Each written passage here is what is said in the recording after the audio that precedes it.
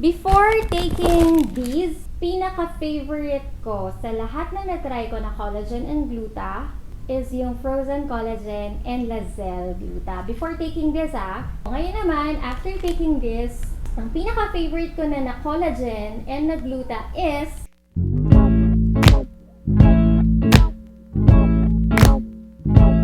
Hey guys, it's me, Tristine, and welcome to episode 4 of our Gluta and Collagen Review. Episode 4 kasi pang-apat na natin to na Gluta and Collagen Review. If you're new here, yung first review natin is yung sa Frozen Collagen, Lazel Vitamin C and Frozen Detox. Second review naman natin yung Pure Beauty Collagen. And third review natin yung Oswell Gluta Max and Oswell Collagen Max. And for our fourth review, we are going to be reviewing these products. So, as you guys know, mahilig ako sa mga pa 2 months na review, no? Except yung Oswell, 1 month ko lang tinake yun. So, eto, we have Colla Vit C Plus, 2 pack, and 2 pack ng Gluta Melony Plus. This is the 10-in-1, kasi meron ding 7-in-1 nito, but itong 10-in-1 yung tinake ko. Made in Thailand itong product na to, just like sila Frozen Collagen, Frozen Detox, Lazel Gluta, Lazel Vitamin C. By the way, I am going to do a comparison pala dun sa pag-take ko ng 10-in-1 na Gluta Melony Plus and Colla Vit C Plus versus Frozen Collagen and Lazel Gluta. So yan, please stick around kung gusto nyong malaman kung ano ba yung mas nagustuhan ko na results. Etong si 10-in-1 na Gluta Melony Plus, to be honest, I have no idea bakit siya 10-in-1. Kung ano ba yung 10 na active ingredients niya. Basta ang sabi dito sa harap, anti-aging and whitening, and then melon, collagen, L-glutathione, and zinc. If you take a look naman at the back, actually, 5 lang yung nakalista. So, I don't know why it's 10-in-1. Baka itong mga parts na hindi ko maintindihan. So, L-glutathione, L-cysteine, L-glutamine, L-glycine, and vitamin C. Guys, 30 milligrams lang yung vitamin C niya. And then yung L-glutathione niya, glutamine and all, nasa 500 mg lang. 2 capsules per day yung tinitake ko na to. So, itong isang pack na may 60 capsules, good lang siya sa akin for 1 month. Actually, ang recommended niya na dosage is 2 to 4 capsules per day. Pero ako, nag 2 capsules lang ako per day. Next naman, si Vera Colla Vit C Plus, Premium Collagen Peptide and Vitamin C. Meron siyang Fish Collagen Peptide and Tripeptide Fish Collagen na 380 mg.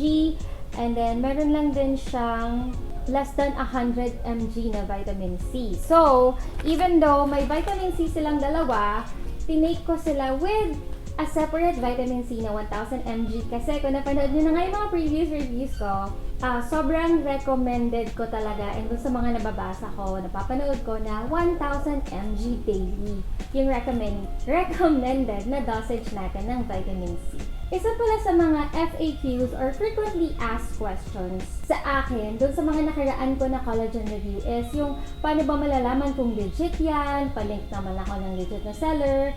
Ewan ko kung may napanood kayo ng mga videos sa frozen collagen, yung iba, yung parang binibetadine pa, ini-swab pa, or tinitingnan pa yung picture ng snowman sa packaging and all those things. Ako kasi ayoko na ng ganun, yung kailangan pagdaanan ko pa lahat yon para lang malaman ko kung authentic. Well, ako, ang ginawa ko is bumibili lang ako sa isang seller kasi sure na sure ako na authentic yung mga binibenta niya. Kung kanino ako bumili ng frozen collagen, Lazel, Lazel, Frozen Detox, and even yung Pure Beauty Collagen Powder, sa kanya din ako bumili. Kay Tisay Shop, ililink ko na lang siya down below. Sa kanya din galing itong mga to. So, very legit naman siya and makikita nyo, marami rin siyang followers sa Shopee kasi hindi naman magre-repeat order sa kanya yung mga tao kung hindi siya legit, diba? So, I'm gonna link it down below. Click nyo na lang yon to see other beauty supplements pa. Other questions naman I get from my previous reviews are kung sabay-sabay ko ba daw iniinom and anong time of the day. Well, yes, sabay-sabay kong iniinom kasi feeling ko makakalimutan ko kung twice a day. Baka may isang beses kong makalimutan. So, isang beses ko na lang iniinom after lunch. Gusto ko lagi after meal ko siyang tinitake para hindi ako makaramdam ng pangangasim, if ever. And hindi kasi ako palagi nagdi-dinner. Pero palagi ako nagla-lunch. So, after lunch talaga. Meron din mga nagtatanong sa akin, ano yung vitamin C C na tinitake ko, I take yung Kirkland na 1000 mg, but it doesn't matter kung ano yung brand ng vitamin C mo. What matters is yung dosage na tinitake mo. Make sure it's 1000 mg per day. And also, I do not recommend it to pregnant women and to breastfeeding moms. Kasi as you guys know, well, mommy din ako.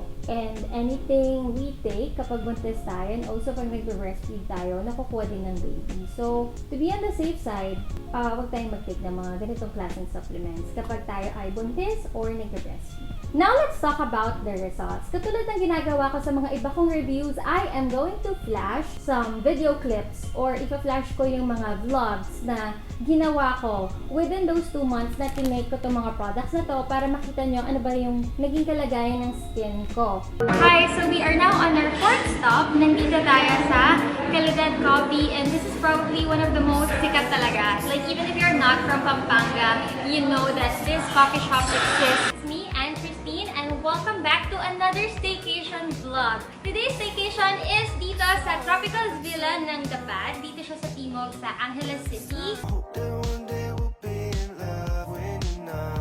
Ang sarap! Ang sarap, para siyang may yogurt.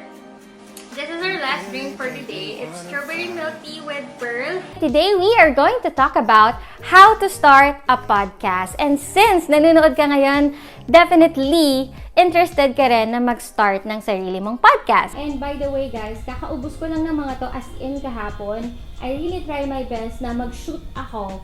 Like, pagkaubos ko para nakikita nyo pa yung current skin condition ko. Now, it's time to compare. I think ito yung inaabangan ng iba sa inyo, no? Ano ba yung mas nagustuhan ko? Si Frozen Collagen ba and Lazel Gluta, or si Gluta Melony Plus and si Colla Vit C?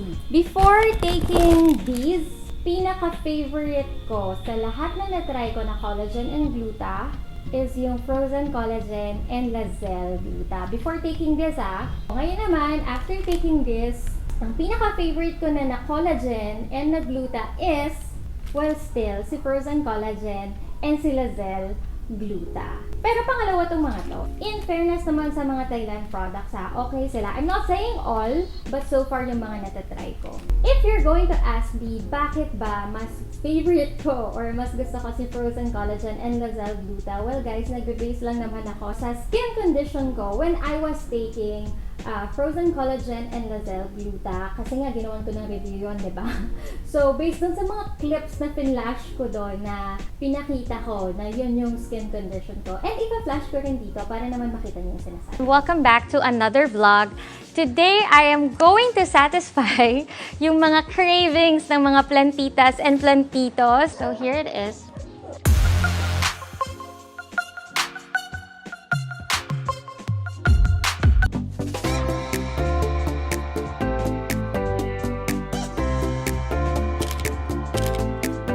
Before I end this review, I would like to give you guys a preview of the product that I'm going to be reviewing next. So, ito siya. It's Aqua Skin.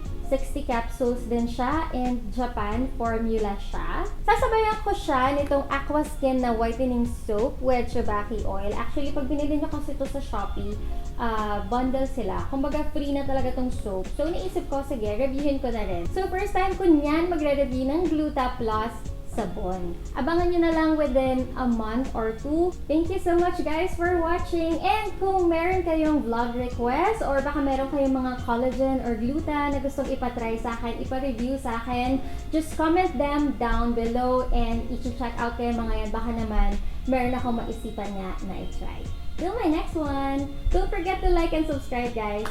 Bye!